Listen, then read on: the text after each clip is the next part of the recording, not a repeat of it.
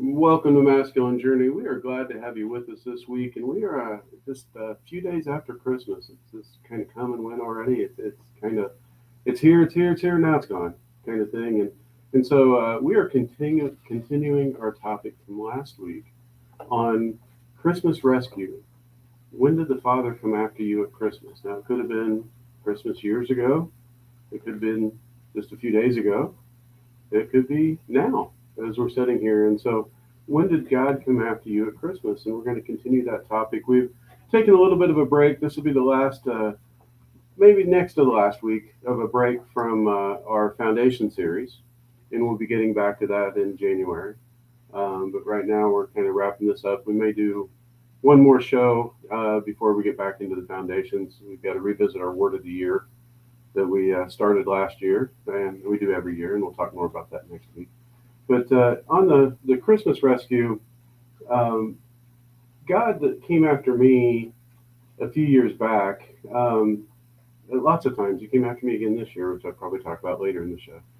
But the one that I had set up to talk about last week that we didn't get to is one that goes with this clip. And so to set it up, I'll set a little bit up about what was going on in my life. We'll play the clip, and then I'll talk about why that applies. Uh, I had gone through divorce. This was 10 years ago that I had the divorce we went through, and we were very a Christmas oriented family. We loved Christmas. Of course, the church stuff that we did at Christmas was always pretty amazing. We did a live nativity that we were part of, and all this kind of stuff. And we're really Christmas was a big season for us, and then personally as a family, it was a big season, and we had a lot of traditions and rituals and things that we did. That was just something unique to our family. We had a two-story house, and so we had an upstairs tree that was the quote-unquote Santa presents, and then the downstairs tree, or the upstairs tree was family presents, the downstairs tree was Santa presents, and so it was just kind of how we separated things. And so when I went through my divorce, the first year or so, my ex-wife and I tried to still do Christmas together because we thought it'd be easier on the kids, and probably that first year it was, and then it just became more awkward. The first year she'd only been gone a couple months. The next year she'd been gone a year and a couple months, kind of thing. And the kids were now going back and forth between houses, that type of thing. It just got more awkward. I think probably for them, because they wasn't sure how to be, with it. And so I was coming up with, okay, what do I do? Because not only do I have half the Christmas stuff I used to have, you know, I didn't feel like replacing it, and I didn't want to do the traditions. And so I'm going to go ahead and play this clip. But what the clip is from, it's from the movie Man of Steel. Back in, we looked it up in 2013 is when this one came out.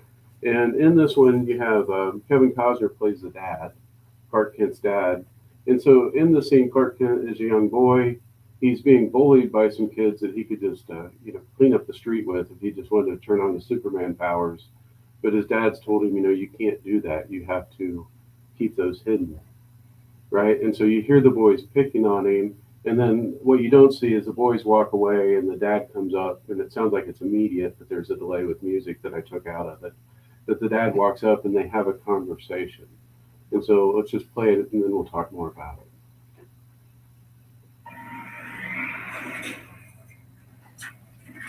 Come on, Ken.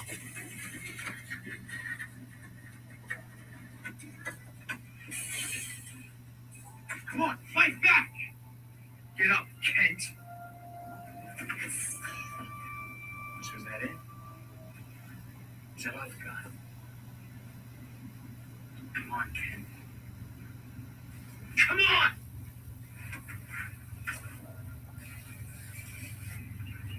Did I hurt you? Yeah, we can. That's not what I meant. Are you all right? I wanted to hit that kid. I wanted him so bad. I know you did. I mean, part of me even wanted you to, but then make you feel any better. You set to decide what kind of man you want to grow up to be, Clark, because whatever that man is, good character or bad, he's going to change them.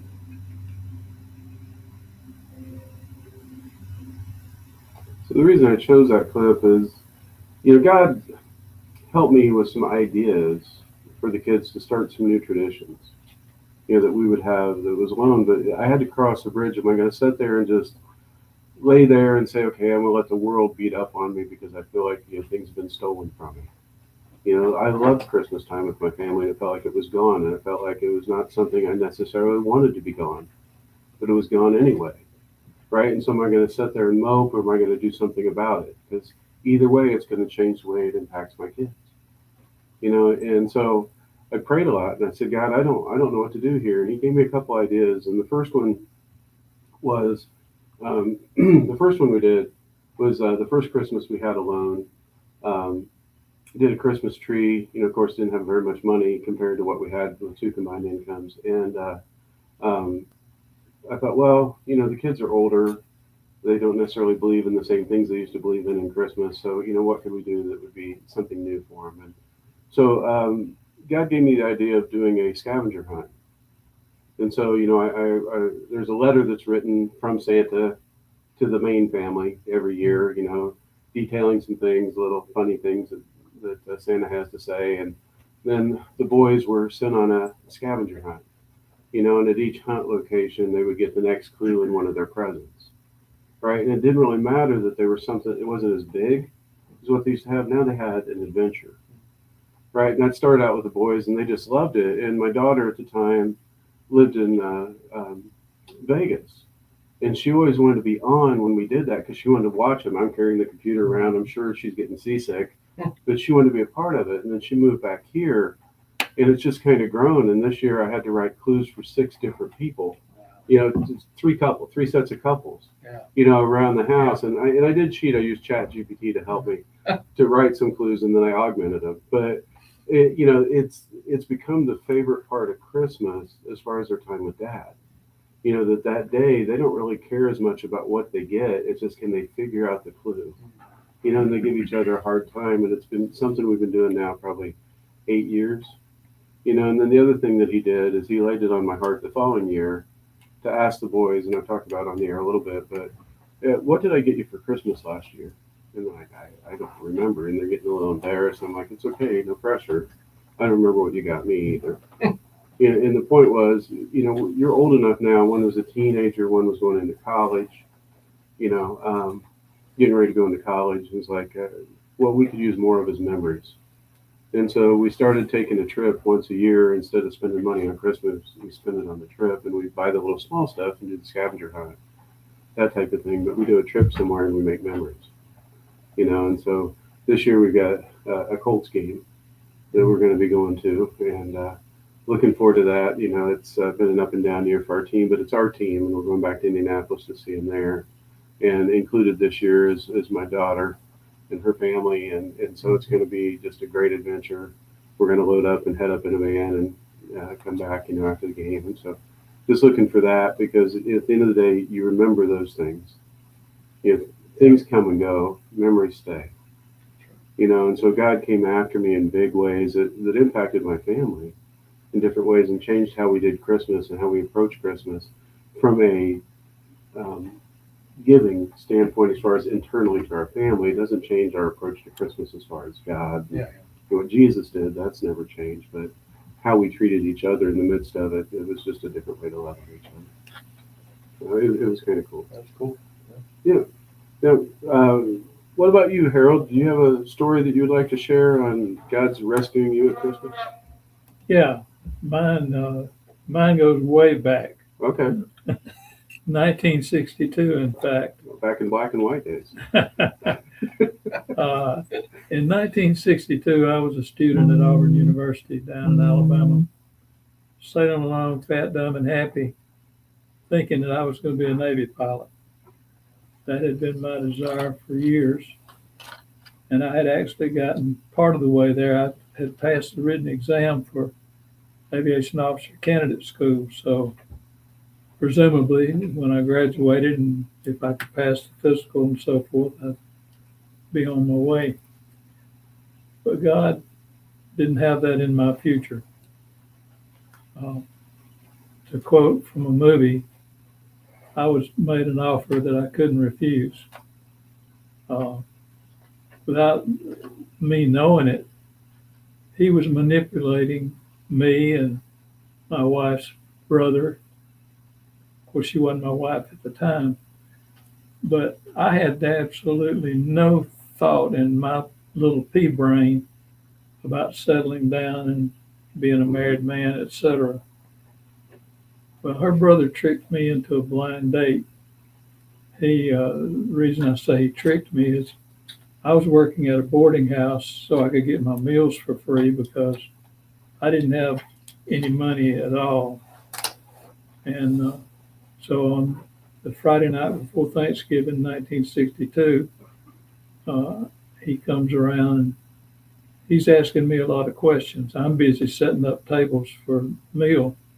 I'm not really paying any attention to what he's talking about. As it turned out, he's asking me things like, you're not going steady, you're not engaged, da da da. You are here this weekend. Nothing to do on Friday night. And then he pops it. My sister's coming down for the weekend, and she's got a date for the ball game and stuff, but nothing Friday night. I want you to double date with me and go out with my sister. And I'm thinking, man, I don't think so.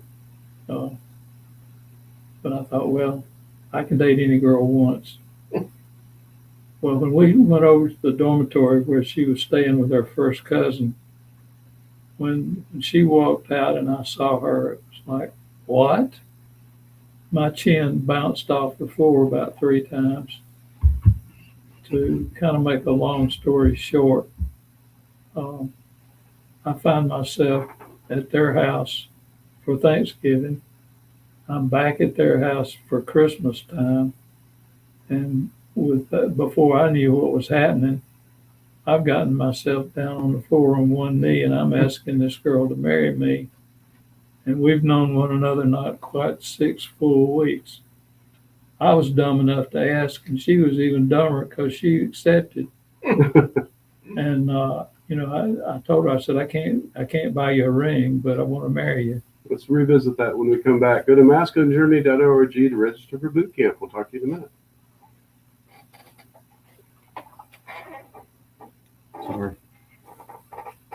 Sorry, we'll come back and pick up the story. Okay, that's fine.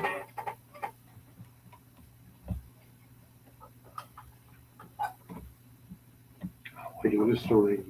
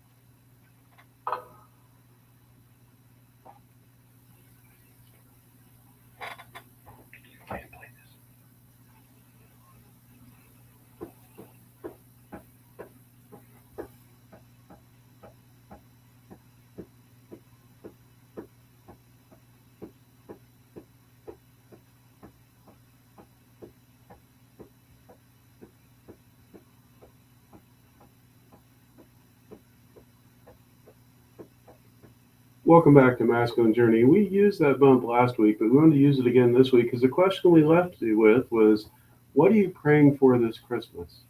Right? And so what did you pray for if you listened to us last week? What did you say, God, I'm praying for this on Christmas? But it's still not too late because every day can be Christmas because God's available to us every day. So what are you praying for this new year? Right? What's on your heart right now? That was Harry Connick Jr. from his Christmas album. And the name of the song is I Pray on Christmas. But very, very good thing to think about and ask yourself along the way.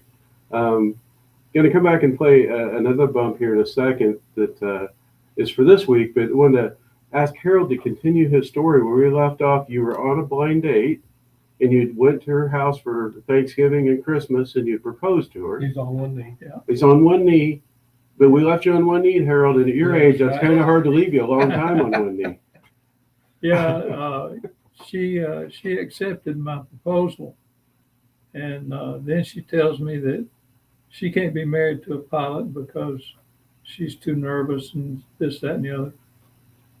And so I ended up dropping out of school and joining an Air National Guard unit that was there next to my hometown, and went off to basic training.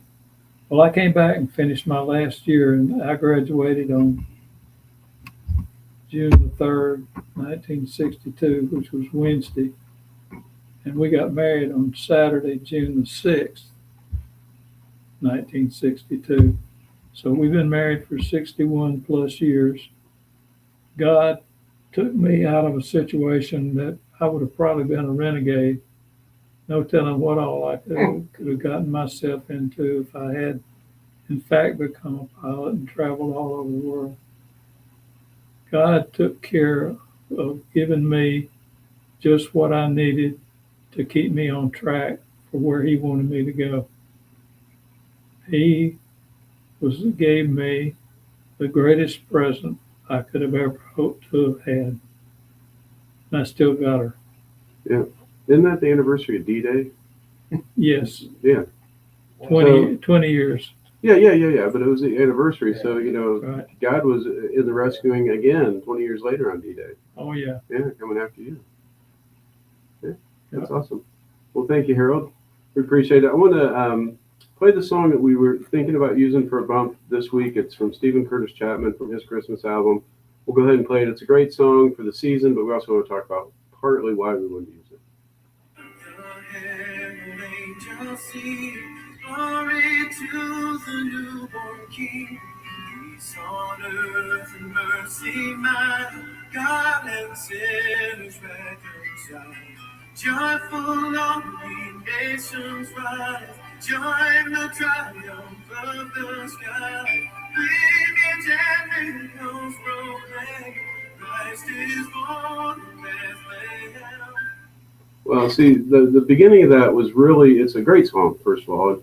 And the reason for the season, as they like to say, it's used way too much, is Jesus and why He came. And so we don't lose sight of that. And such a great little version of that song, at least I think so since I picked it. But that first part of it was also a tribute to our friend Harold. Hark our Herald, the angel sings. He's a second-class angel, as we learned from It's a Wonderful Life. He doesn't have his wings yet, right? But so Harold, go ahead and sing for us. If you hear me sing, I won't even be a second class. No, my singing is horrible. Yeah. But I do have a lot of fun playing with the fact that it's Hark the Herald Yeah. Angels Yeah, Sing. you've got your own Christmas song. Hark the Herald Angels Sing. Yeah, there we Glory go. to the newborn King. There we go. We got him to sing. We got him to sing. Absolutely. We think we need to change it to Art the Herald. Yeah. Art and Harold Angels. Yeah, there it is. We're for art So they can do a now. duet. We're for art now. Yeah. Art and Harold Angels sing. There we go. We'll make our own little rendition next year. Maybe ChatGPT can help us with that. So Corey, do you have a story of God's rescue at Christmas? I do, and this is actually really fresh. It happened about 10, 15 minutes ago. Remember, as we were walking in here, I'm digging through that little candy bowl, Mm-hmm. and you said, "Is there anything good in there?" Mm-hmm. No, not really. I was really hoping for something chocolate. And by the time that came out of my mouth, buried underneath everything that I thought was the very bottom of the bowl, was this one single piece of Hershey's milk I chocolate. didn't see that in there. Yeah, Just sitting down at just the for bottom. you. And as soon as the words come out of my mouth, there it comes uncovered. Okay. And all I thought was, God hears you, and He wants to provide for you. Absolutely. Oh, wow. It's not as spectacular as a 60-year lifelong marriage that stands the test of time, but a piece of chocolate works pretty good. I'm assuming in 60 years you'll still like chocolate. So I mean, you probably will have a relationship with it. I'm 37 years old. Oh, well, then it won't be 60. Well, it could be. Could be. Yeah, it could be. It would have been even sweeter if it was a kiss. Man, yeah, that would have been great. Yeah, but what am I saying? God didn't do good enough. I can't do that. He did exactly what He was supposed to do there. But Andy, we're going to get to you in a second because you have a story, but we're going to get to Art Yeah, first. right.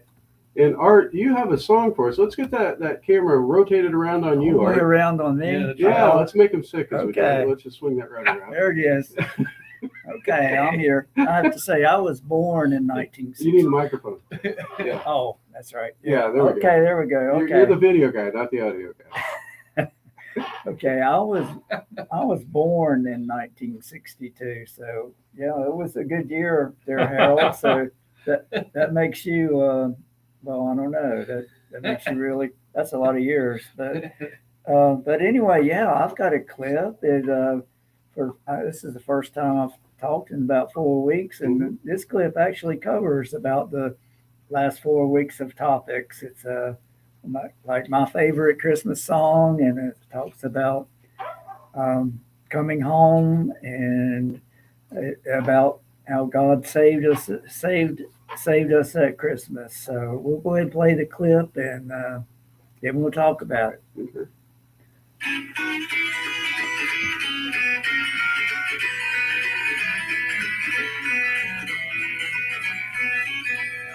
Beautiful star of Bethlehem, shining on forth through shadows dim, giving the light for those who long have gone, guiding the wise men on their way. He's on their way.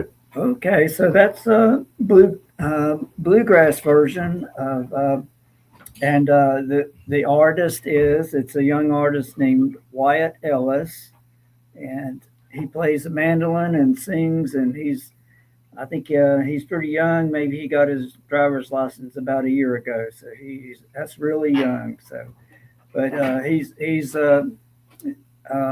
really becoming a star. He's been on the Opry, and I don't know where all, but I've been listening to him for a while. So check him out. His name is Wyatt Ellis, and the song is "Oh Beautiful Star of Bethlehem," which is, the song really. It's a beautiful song, and it's a lot of metaphors in it. It's the star not only guided the wise man to the baby Jesus, but it's also metaphorically a star that all of us can follow to Christ and then to home. And, so wish you if you get a chance, look that song up and play the whole version, and it's really a beautiful song. It speaks to a lot of different. There's a lot of meaning in it. That's good, Art. Thank you. Appreciate that. Sure. Assuming from it being bluegrass, they were from South Bethlehem. South Bethlehem. Just Bethlehem. East Tennessee. Well, okay. East Tennessee is where. okay. Yeah. That's Yeah. Okay. Well, Andy, we're right not, around the corner from me and Boone. Yeah. we're not gonna have time for another clip. Yeah. But would you like to share something? You want me to share something? What would you like to do? You can go ahead. I mean, I did mine last week. Well, I just did one this week. All right. Well, real quick, I think this is timely, and I think God came through for me this year. After last week's show and all, I had some time to prepare, try to get ready for Christmas, and I just wasn't feeling it and finding gifts and thinking through everything and I wasn't sure what I wanted to get for everybody. And I took Friday off and didn't do any shopping. That's what I was supposed to be doing. I just didn't have a lot of energy, and I didn't know why. And I spent Friday and Saturday most of the time just watching sports and not really doing anything, but no motivation. And, I haven't been myself. This has been a tough end of the year for me with work and a variety of other things. And it was just kind of piling up to where I'm like, God, this isn't even me. I love this time of year, but I don't even feel like me. And I feel like my focus had been off. I feel like I've been very focused on myself and not others. And we know that that's not the spirit of Christmas. And it really bothered me. And I went to church. And it was a good message, but I was just pondering these things kind of in my heart of what's going on here. And Sam and I are in a program called Advanced Training Program with a team in Ohio. And, a lot of it's focused the first week is just really asking. And I was like, God, is this like a spiritual attack or is it physical? I don't feel good. And he was like, well, good question. And it was like, it's spiritual. And I thought, here I am, not feeling like I'm should, or, this time of year and all. What is going on? And I began to pray against it and resist it, as we've been taught to do. And I didn't feel like I was making any agreements. It was just, I was allowing things to happen to me, and I wasn't taking my rightful place in Christ. And he gave me that word. He encouraged me to give, which I hadn't been lately. And just things begin to break, and I feel totally different. And I began to realize how quick it was that, just the word from him of what was going on and getting context and allowing me to pray into that and him breaking it. It was truly a rescue that rescued me for this season. That's awesome. Thank you, Andy. I had a little bit of a rescue this weekend myself. I had a nephew I grew up very close to. We're 5 years apart, age-wise, and we hadn't really talked in about 14 or 15 years, and we didn't know why. We'd been really close, and he'd reached out to me and told me he was going to be in Greensboro this last Sunday. Wanted to know if he could stop by, and he came over, and we did the niceties for a while, and finally I said, hey, what happened to us? And we started talking and realized a lot of warfare had happened to us. He had thought that he had done something that made me mad. I thought he'd done something that I'd made him mad. And what we found out was the enemy was in the middle, and we've reconciled, and it's been great for my heart. We'll talk to you next week. Sorry if I went too. No, you did great. It was perfect. We got everything in.